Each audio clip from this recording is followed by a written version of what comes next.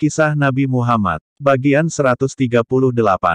Menghancurkan berhala-berhala lain. Penaklukan Mekah terjadi pada tanggal 17 Ramadan tahun ke-8 Hijriah. Allah memberikan kemenangan besar kepada kaum muslimin justru pada saat mereka tengah menunaikan ibadah saum.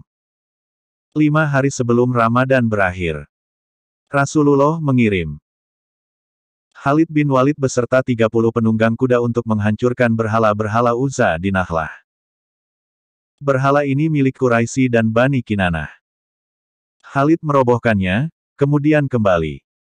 Namun Rasulullah bertanya, "Apakah engkau melihat sesuatu?" "Tidak," jawab Khalid. "Kalau begitu, engkau belum benar-benar merobohkannya. Kembali lagi ke sana dan robohkan." Demikian sabda Rasulullah. Dengan perasaan bergejolak, Khalid kembali sambil menghunus pedang. Namun, ketika sampai di tujuan, Khalid dihadang seorang wanita berkulit hitam tanpa baju yang menggeraikan rambut. Orang-orang menjerit melihat tingkah wanita. Khalid segera menebasnya sampai mati. Ketika ia kembali ke Mekah, Rasulullah bersabda, "Dulu aku mengira kalau Uzza akan disembah selama-lamanya di negeri kalian ini.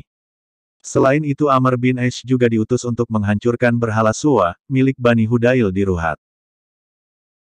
Ketika Amir bin Aish tiba di sana, penjaga Suwa bertanya, "Apa maumu?" "Aku diperintahkan Rasulullah untuk menghancurkan Suwa."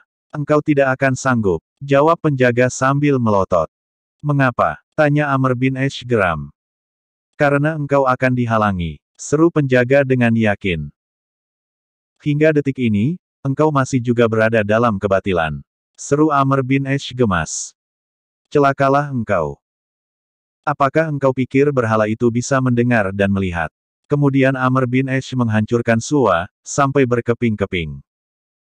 Setelah itu, ia bertanya kepada penjaga, "Bagaimana menurut pendapatmu?" "Kalau begitu, aku pasrah kepada Allah," jawab penjaga. Sa'ad bin Zaid beserta 20 pasukan diutus Rasulullah untuk menghancurkan Manat. Berhala itu dulunya milik suku Aus, Khazraj, Ghassan, dan lainnya. Di tempat itu juga muncul dukun wanita berkulit hitam yang bertelanjang sambil mengutuk Sa'ad. Sa'ad membunuhnya dan menghancurkan berhalanya. Sungguh tak layak berhala disembah, karena Allah Maha Kaya. Dialah yang memiliki kerajaan bumi dan langit beserta bintang-bintang, bulan-bulan, asteroid-asteroid, komet-komet, dan segala yang ada di alam semesta ini. Gelombang-gelombang gelombang-gelombang gelombang. Ancaman Hawazin dan Sakif. Kini kaum Muhajirin sudah tenang. Mereka dapat kembali ke rumah mereka dan dapat berhubungan lagi dengan keluarga mereka di Mekah yang sekarang telah memeluk Islam. Hati semua orang sudah yakin bahwa Islam telah meraih kemenangan. Namun setelah 15 hari Fatu Mekah, tiba-tiba tersiar berita yang membuyarkan semua harapan perdamaian. Kabilah Hawazin dan Sakif yang tinggal di pegunungan tidak jauh dari Mekah sudah mengumpulkan pasukan untuk menyerang kaum muslimin. Pasukan Hawazin dipimpin oleh Malik bin Auf. Ia membawa serta semua harta, wanita, dan anak-anak. Seorang tua bijaksana yang sudah buta, Duraid bin Aish-Sima bertanya, "Mengapa sampai harus membawa wanita, harta, dan anak-anak?" "Aku ingin setiap prajurit menjadi bersemangat karena tak ingin istri, anak, dan hartanya dirampas jika mereka kalah," jawab Malik bin Auf. "Wahai Malik, tidak pantas engkau membawa penduduk Hawazin ini ke tengah pasukan. Bawalah mereka pulang dan bertahanlah di tempat kita tinggal yang aman dan terlindung. Setelah itu hadapilah orang-orang muslim dengan pasukan inti. Jika engkau menang, keluarga dan hartamu tetap aman. Jika engkau kalah, setidaknya harta dan keluargamu tetap terlindung." Namun Malik tidak mau mendengar suara bijak ini. Ia bahkan mengusir Duraid dan berkata, "Aku tidak mau lagi nama Duraid bin Aish-Sima disebut-sebut."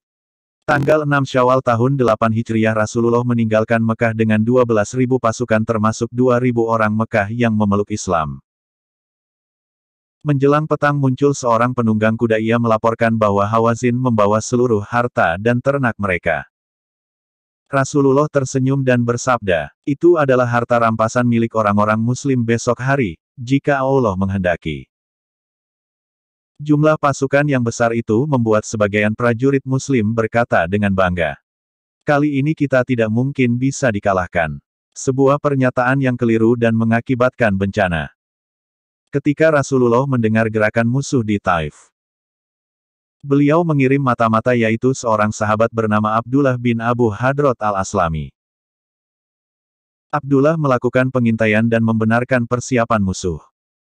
Sebagai persiapan, Rasulullah meminjam 100 baju perang dan perangkat senjata kepada Sufyan bin Umayyah yang saat itu belum masuk Islam. Bersambung bagian 139.